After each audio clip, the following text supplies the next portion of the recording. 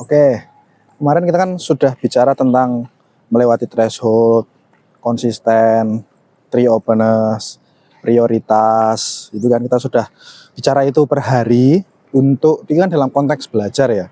Ini pertanyaannya adalah sekarang kalau itu semua sudah dilakukan, sudah berusaha semaksimal mungkin, tetapi pada kenyataannya belum dapat ilmu atau belum segera bisa, itu terus kira-kira gimana kira-kira? Itu yang akan kita bicarakan hari ini.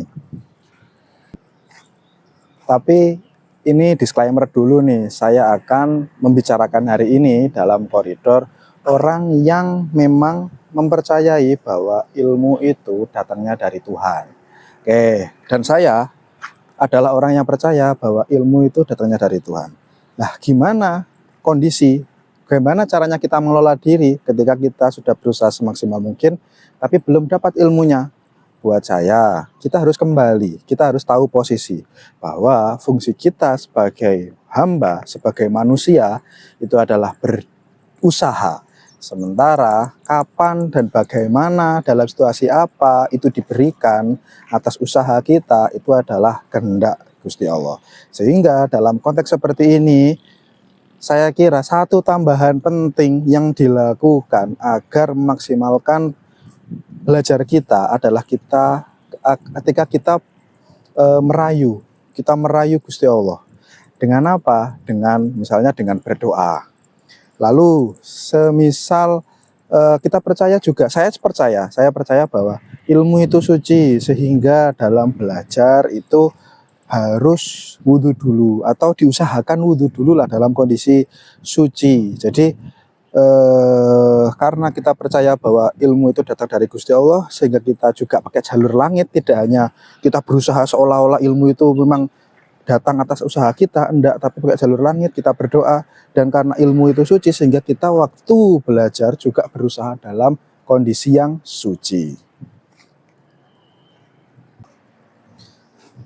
Nah, ngomong-ngomong soal berdoa belajar, saya mau coba bagi ke teman-teman apa doa yang bisa kita sampaikan ke Gusti Allah ketika kita mau belajar. Nah, saya dapat ini tuh waktu ngaji Ta'lim Muta'alim, sebuah kitab yang memang digunakan untuk seorang pembelajar bersiap-siap belajar.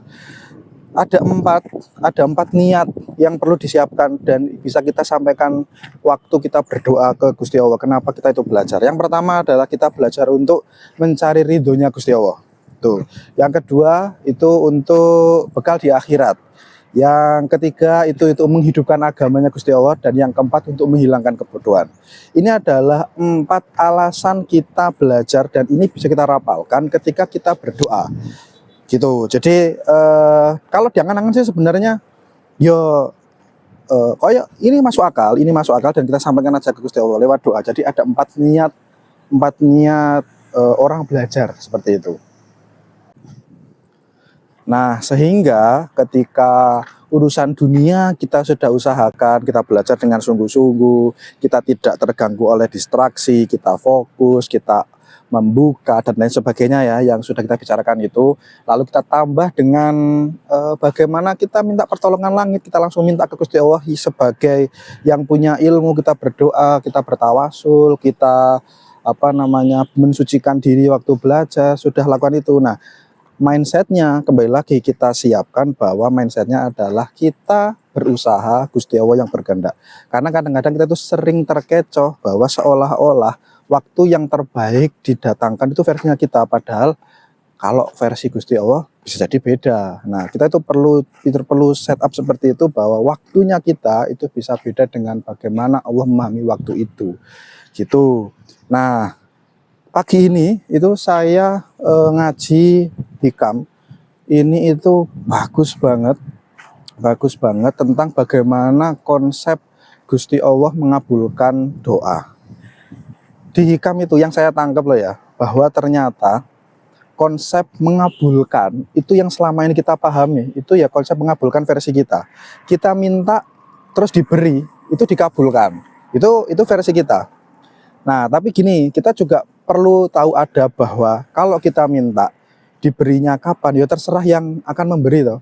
Wong mosok kita itu minta, terus mari ngono kita itu juga ingin dikte kita itu dapatnya kapan, itu kan gak punya adab. Sehingga kalau sama orang aja kita tidak boleh seperti itu, apalagi sama Gusti Allah gitu. Terus yang tadi ini yang mau saya sampaikan tentang apa yang saya dapatkan dari ngaji Al-Hikam, bahwa kepala kita itu kan selalu berpikir bahwa kita berdoa, kita diberi, itu namanya dikabulkan. Ada konsep yang sangat menarik yang saya dapatkan tadi pagi, bahwa tidak diberinya kita itu diberi. Nah ini coba kita pikirkan bersama-sama, bahwa tidak diberinya kita itu diberi. Contoh yang tadi, kayak saya kan ngajinya ke Mbah Mus ya. Mbah Mus tuh berikan contoh, misalnya ada bocah pilek. Anak ini, bocah ini minta es. Nah, apakah si orang tuanya akan memberikan? Nah, tidak memberikannya orang tua itu adalah memberi. Jadi tidak diberikannya dalam tanda kutip, diberikan ke kita yang maksudnya kita itu ya, itu Gusti Allah juga tetap memberi. Dan ini bekal yang sangat menarik sekali untuk kita bisa gunakan dalam setiap berusaha seperti itu. Oke, mantap, terima kasih teman-teman, sampai jumpa lagi besok. Selamat berpuasa.